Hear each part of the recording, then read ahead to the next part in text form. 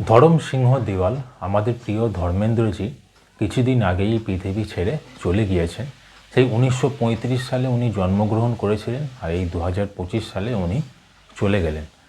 তো ওনার যে বিভিন্ন রকম সিনেমা তা আমাদের স্মৃতির মধ্যে বা আমাদের সিনেমার পর্দায় সেগুলো তো রয়েই গেল।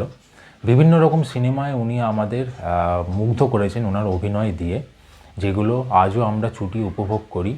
শোলে সিনেমার ওনার যে চরিত্রটা সেটা আমাদের হাসায় কাঁদায়, বিভিন্ন রকমভাবে আনন্দ দেয়। এছাড়া ধরমবীর সিনেমাটা বলুন, এরকম অনেক সিনেমা ওনার রয়েছে যেখানে উনি প্রচণ্ড চুটিয়ে অভিনয় করেছেন এবং মুগ্ধ হয়ে সেগুলো আমরা দেখেছি। আনন্দবাজার পাবলিকেশনস তাদের যে আনন্দলোক পত্রিকাটা যথারীতি শ্রদ্ধা জানান বিভিন্ন বিশিষ্ট মানুষদের। তো ওনার ওপর ধর্মেন্দ্রজির ওপর বিশেষ এই পত্রিকাটা প্রকাশিত করলো। 35 টাকা মূল্য। আপনারা যারা নিয়মিত আনন্দলোক কেনেন, পত্রিকাটা পড়েন, তারা জানেন যে 35 টাকা মূল্য পত্রিকাটার দাম এবং পুরো পত্রিকাটাই এবারে ধর্মেন্দ্রজির ওপর করা হয়েছে। অন্যবারে এইরকম হয় না, অনেক বিশিষ্ট মানুষকেই শ্রদ্ধা জানানো হয় আনন্দলোকের তরফ থেকে, কিন্তু এবারে ধর্মেন্দ্রজির ওপর পুরো পত্রিকাটা করা হয়েছে। প্রচুর বিশিষ্ট মানুষদের বিভিন্ন রকম মতামত ব্যক্ত করা হয়েছে এখানে, যেগুলো হয়তো আপনারা অনেকেই হয়তো জানেন না, এমন কিছু তথ্য এখানে দেওয়া রয়েছে ধর্মেন্দ্রজির সম্বন্ধে। তো পত্রিকাটা একদম দ্রুত সংগ্রহ করে ফেলুন, কারণ আমি খুব কাণ্ড কারখানা করে এই পত্রিকাটা জোগাড় করতে পেরেছি, একদম বাজারে নেই। তো যাই হোক, আজকে আপনাদের সামনে এই আনন্দলোক পত্রিকাটার রিভিউ নিয়ে আমি হাজির হয়েছি। অন্যান্য আনন্দলোকের মতো এটারও আমি রিভিউ করব। তাহলে ভিডিওটা অবশ্যই শেষ পর্যন্ত দেখুন।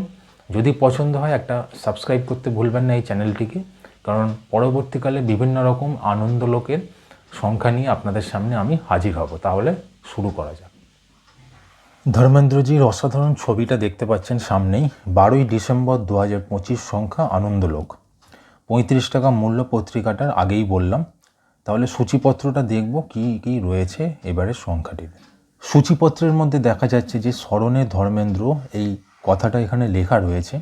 পুরো পত্রিকাটাই ধর্মেন্দ্রজির ওপরে করা হয়েছে, যেখানে বেশ কিছু বিশিষ্ট মানুষদের মতামত ব্যক্ত করা হয়েছে।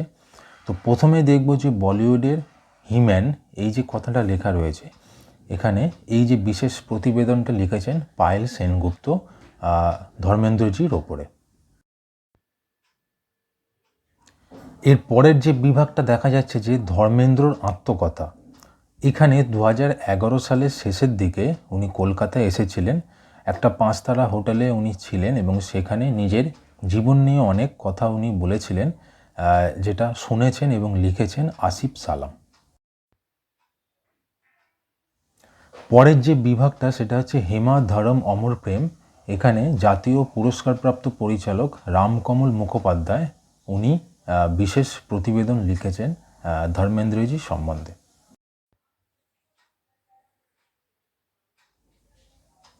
এর পরের বিভাগটিতে দেখা যাচ্ছে যে আমার বন্ধু ধরম। এটি কে বলছেন না, শর্মিলা ঠাকুর।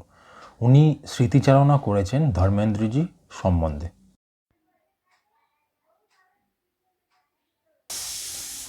এর পরের বিভাগে দেখা যাচ্ছে যে দুই নায়ক দুই বন্ধু, এই কথাটা বলছেন বিশ্বজিৎ চট্টোপাধ্যায়, মহান অভিনেতা। তো উনিও ওনার স্মৃতিচারণা করেছেন ধর্মেন্দ্রজি সম্বন্ধে। এর পরের বিভাগে দেখা যাচ্ছে যে আমার সুপুরুষ নায়ক, এটি বলছেন আশা পারেখ। উনি ওনার স্মৃতিচারণা করেছেন ধর্মেন্দ্রজি সম্বন্ধে।